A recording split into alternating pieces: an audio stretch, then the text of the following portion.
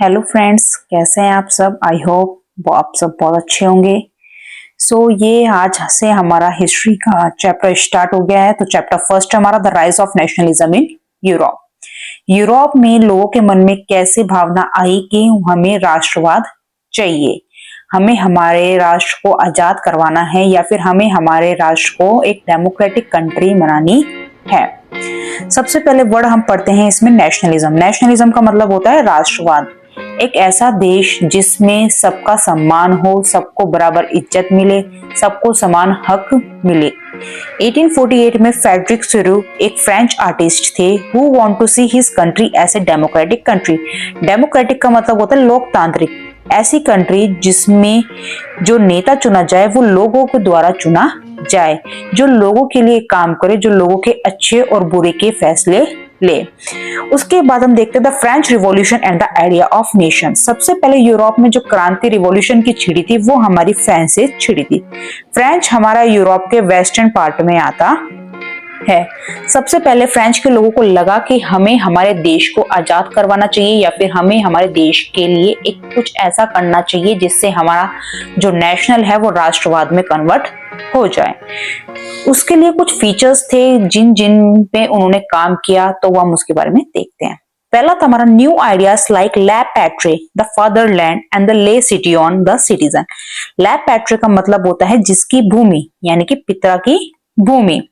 वहां पर रहने वाले नागरिकों को हम फ्रेंच लैंग्वेज में ले सिटियन के नाम से जानते हैं, जिन्होंने ये चीज प्रमोट करी थी कि सबका वहां पर क्या है, समान अधिकार है, इक्वल राइट्स है, कि वहां पर रहने वाला हर व्यक्ति जो उस देश में रह रहा है, उस जगह रह रहा है, चाहे छोटा हो, गरीब हो, अमीर हो, कैसा भी व्यक्ति हो, सबका समान अधिकार होना चाहिए।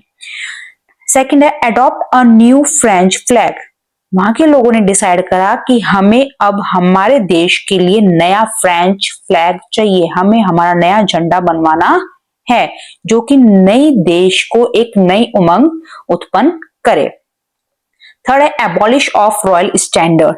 जितने भी राजाओं महाराजाओं वाले शौक थे उन सबको खत्म कर दिया जाए, बल्कि राष्ट्र को सबको एक नजरिए से देखा जाए।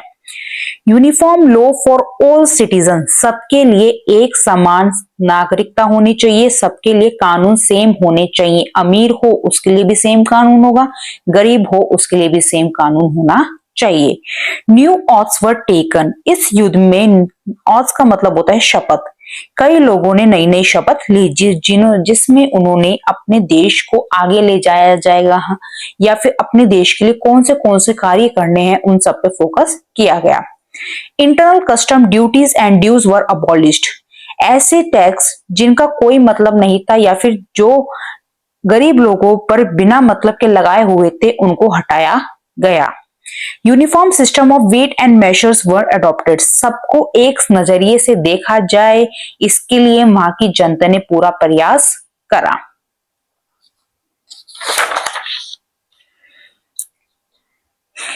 A new of the French Revolution spread across Europe. Educated middle class system form a clubs. जब ये देशभक्ति की भावना पूरे फ्रांस में फैल गई थी तो वहां के यूरोप के जो कुछ पढ़े लिखे लोग थे उन्होंने सब सिटीजन्स को क्या करा, एक क्लब में ज्वाइन करा, यानी कि सबका एक ग्रुप बनाया। Their companion opened the way for French armies to enter the Holland, Belgium, Switzerland, Italy during the 1790 campaign open the way. French की आर्मीज ने खुद के लिए वहां में हॉलैंड जो प्लेस है, बेल्जियम है, स्विट्जरलैंड है, इटली है, वहां के लिए खुद की आर्मी भेजी थी ताकि वहां के जो लोग हैं वो जो युद्ध लड़ रहे हैं या फिर क्रांति छेड़ रहे हैं उसको हैंडल करी जा सके। French आर्मीज carried the idea of nationalism through out Europe. उस समय फ्रेंच की जो आर्मी थी वो पूरे यूरोप में राष्ट्रभक्ति की भावना फैला रही थी कि हमें किस प्रकार से एकजुट होकर कार्य करना है, हमें इस युद्ध में एक साथ खड़े रहना है। ये था हमारा फ्रेंच रिवॉल्यूशन। जो यूरोप में क्रांति शुरू हुई थी वो हमारी फ्रेंच से शुरू हुई थी। फ्रेंच हमारा सबसे इसमें इंपॉर्टेंट टॉपिक माना जाता है। ज्यादा से ज्यादा क्वेश्चन हमारे फ्रेंच रिवॉल्यूशन के बनते हैं कि फ्रेंच रिवॉल्यूशन में किन किन देशों ने साथ दिया था, इसमें क्या क्या फीचर्स आए थे, या फिर फ्रेंच रिवॉल्यूशन में जो जो व्यक्ति साथ दे रहे थे या फिर काम कर रहे थे उन्होंने कौन से इसमें योगदान दिए। अब इंपॉर्टेंट चीज आती है हमारा वो है नेपोलियनिक कोड। सबसे पहले हम जानते हैं नेपोलियन कौन थे। तो नेपोलियन एक व्यक्ति थे जो कि हमारे फ्रेंच के एक बहुत बड़े कमांडर थे, जिन्हें हम नेपोलियन बोनापार्ट के नाम से जानते हैं। फ्रेंच के बहुत बड़े कमांडर थे जिनमें राजनीति की बहुत ज्यादा जिनको नॉलेज थी, जिनको ये पता था कि फ्रेंच के साथ उनको कैसे खेलना है या फिर वहां की पब्लिक क्या चाहती है, उन सब के बारे में उनको काफी अच्छा ज्ञान था। 1804 में Napoleon introduce the civil code. Napoleon ने खुद के लिए एक कोड बनाया, यानी कि कोड का मतलब है रूल्स एंड रेगुलेशन, की वहां के लिए उन्होंने खुद के सिविल कोड बनाए, कोड यानी कि रूल्स। कुछ रूल्स फ्रेंच में लगाए गए उनके द्वारा, जिन्हें हम नेपोलियन कोड से नाम से जानते हैं। तो वो कौन से कोड्स थे, कौन से रूल्स एंड रेगुलेशंस थे, वो हम देखते हैं। फर्स्ट हमारा, it remove all privileges based on birth, establish equality before law. Privileges का मतलब है ऐसे व्यक्ति जो बर्थ से अमीर हो तो जरूरी नहीं है उनको आगे उनके पिताजी की गद्दी दी जाए, यानी कि राजा का बेटा राजा नहीं बनेगा। उन्होंने ये सिस्टम लगाया कि राजा का बेटा राजा नहीं बनेगा, जो कैपेबल होगा या फिर जो उसको डिजर्व करता होगा उसको ही आगे जाके अच्छी पोजीशन दी जाएगी। Establish equality before the law, कानून के सामने सब एक बराबर हैं, चाहे राजा हो, चाहे भिखारी हो, चाहे गरीब हो, अमीर हो, सबको एक जैसा ट्रीटमेंट मिलेगा। It established uniform law and common national currency which facilitated the movement and exchange of goods from one region to another. साथ में उन्होंने एक जैसा कानून लगाने के बाद वहां पर नेशनल करेंसी का आगमन किया। पहले अलग अलग करेंसी चलती थी, अब पूरे फ्रेंच में एक प्रकार की करेंसी लगा दी गई थी, ताकि वहां पे जो इंसान या फिर वहां पर जो व्यक्ति व्यापार कर रहे हैं उनको लेन देन में किसी भी प्रकार की दिक्कत ना हो। एक्सचेंज ऑफ गुड्स का मतलब है जब वो सामान का व्यापार करें तो उनको पैसों के अकॉर्डिंग किसी भी प्रकार की दिक्कत नहीं होनी चाहिए।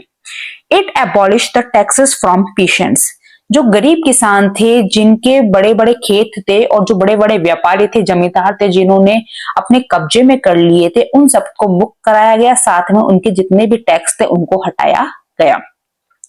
Give the property right to middle class, पहले उस समय में जो मिडिल क्लास के लोग होते थे या फिर ऐसे व्यक्ति जिनके खुद के घर नहीं होते थे, तो उनको प्रॉपर्टी लेने का अधिकार नहीं होता था।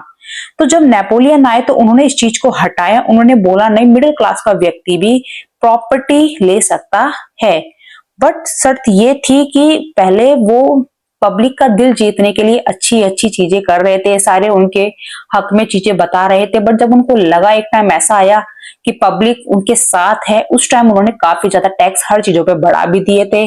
फिर पब्लिक को थोड़ा समझ में आया कि शायद उन्होंने गलत इंसान पे विश्वास किया है, जिसके कारण बाद में उनको गद्दी से हटा भी गया था या फिर उनको हरा दिया गया था। तो फ्रेंच रिवॉल्यूशन में हमने दो चीज आज पढ़ी थी, एक तो फ्रेंच रिवॉल्यूशन क्या होता है, फ्रेंच रिवॉल्यूशन के मेन ऑब्जेक्टिव्स क्या थे, और हमने पढ़ा नेपोलियन कोड। ये दोनों इंपॉर्टेंट है हमारे बोर्ड एग्जाम्स के लिए, अलग अलग टाइप से क्वेश्चंस पूछे जाते हैं, साथ में इनके एमसीक्यूज वगैरह भी बनते हैं। तो इन दोनों टॉपिक्स को हमें बहुत ही क्लियरली तरह से करना है। आई होप जो मैंने समझाया हो आप लोगों को समझ में आया हो, और अगर कोई और ज्यादा डाउट हो please comment it and subscribe my channel. Thank you.